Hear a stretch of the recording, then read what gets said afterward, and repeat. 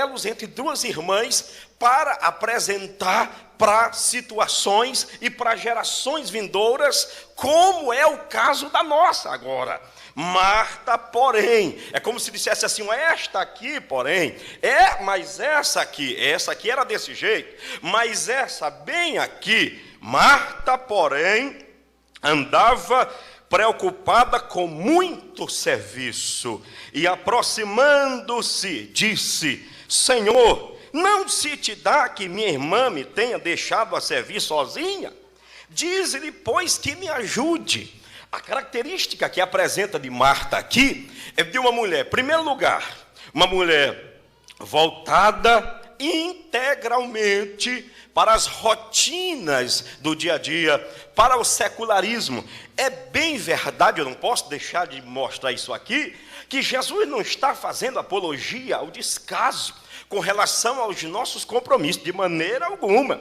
Isso aí fugiria totalmente aos princípios básicos das Sagradas Escrituras, porque desde o início, quando Deus colocou o homem no jardim do Éden, ele já colocou e já incumbiu o homem do trabalho de cuidar, de administrar o jardim do Éden, consequentemente de trabalhar. Então, lá na carta aos Coríntios, Paulo, quando escreve, ele sabe que alguns irmãos diziam: se Jesus vai voltar, por que trabalhar? Ele então diz: assim é. Então, quem não trabalha é bom que não coma. Então, a Bíblia apresenta sempre a ideia do servo de Deus, do homem de Deus, viver uma vida de atividades. Agora, o que nós encontramos aqui é uma mulher que não sabia respeitar a coerência, não sabia separar de forma equilibrada as coisas. Irmãos, Jesus está na sala da mulher, Jesus está pregando em carne e osso.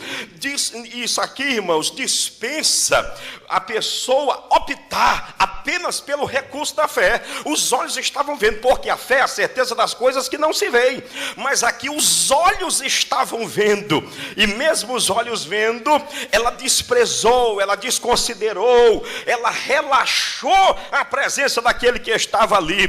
Queridos, e o que a Bíblia dá-nos a entender, o que a Bíblia nos repassa aqui, é que eu sei que você precisa ter o seu trabalho, suas atividades, mas em primeiro lugar, o reino de Deus e a sua justiça, as demais coisas serão acrescentadas.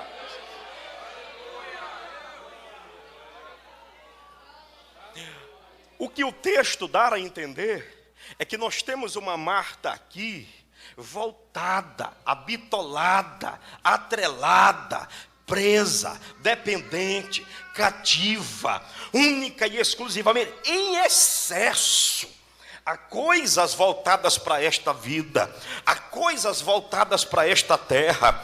Enquanto que Maria percebeu, disse: eu sei que eu tenho que trabalhar, mas esse momento é um momento imperdível. Eu sei que eu tenho que trabalhar, eu sei que eu tenho minhas atividades terrenas, mas Jesus estando aqui presente, mas a presença de Deus se manifestando, mas o nome dele entre nós, mas a unção dele no nosso meio, mas a graça dele conosco, mas o poder dele, o fogo dele, a chama dele, a labareda dele, a brasa dele, a misericórdia dele, o poder, a virtude, a proeza entre nós. Nós não podemos relaxar, e a palavra de Deus diz: buscai ao Senhor enquanto se pode achar.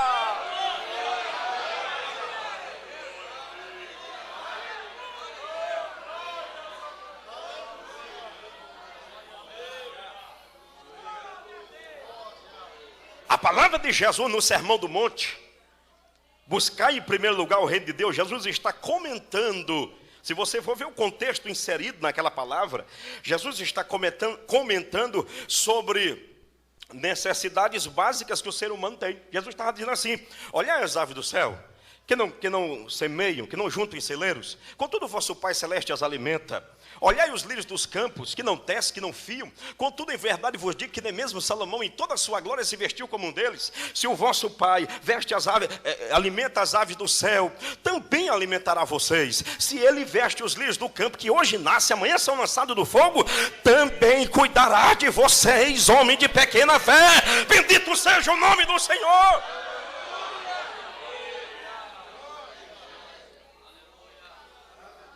Além de preocupada em extremo, em excesso com as coisas desta vida, ela ainda é autoritária.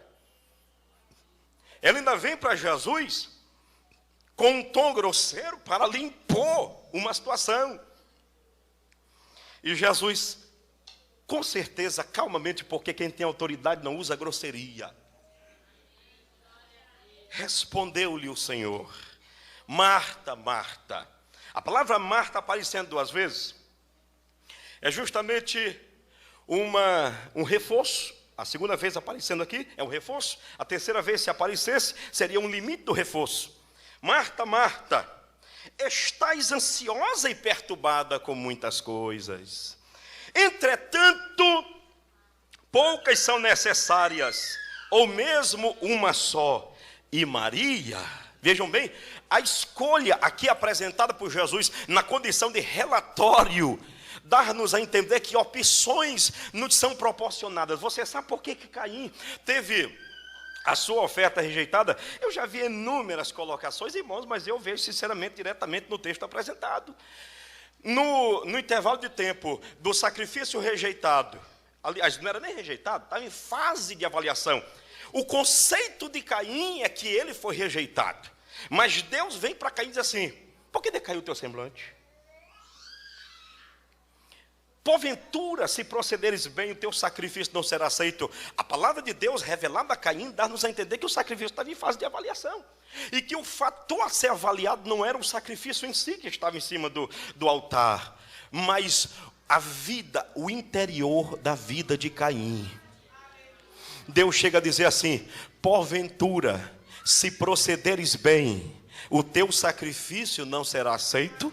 Deus está dizendo: a aceitação do teu sacrifício depende da leitura que o meu Espírito faz do teu homem interior. Bendito seja o nome do Senhor.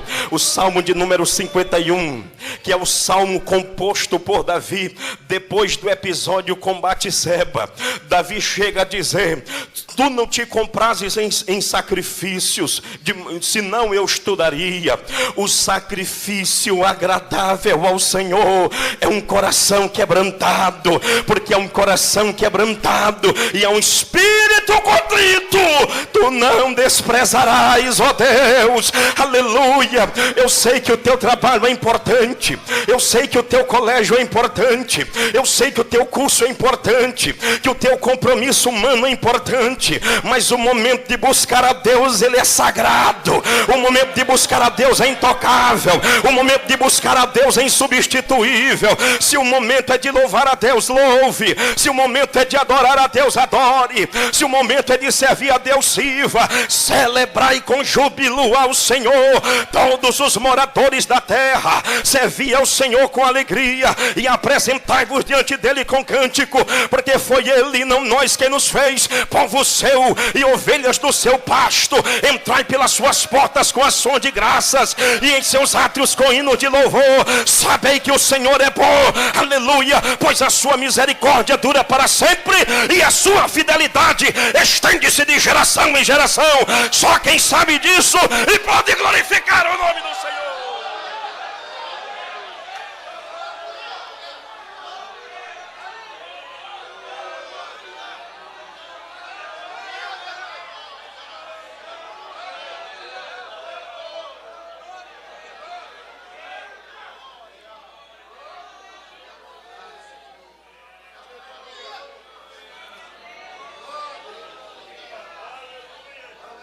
Lá na frente, Jesus já está íntimo na casa de Maria, na casa de Marta.